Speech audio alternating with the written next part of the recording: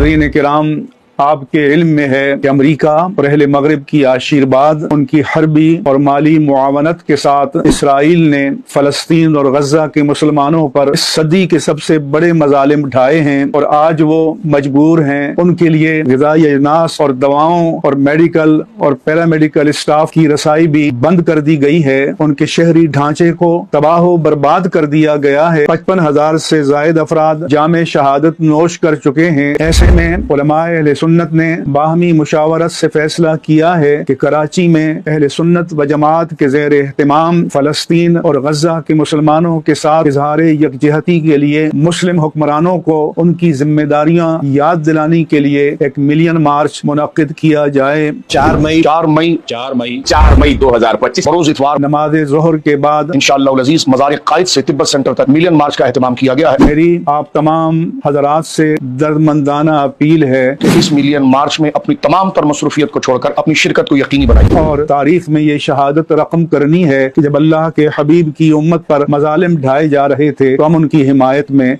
मैदान अमल में मौजूद थे।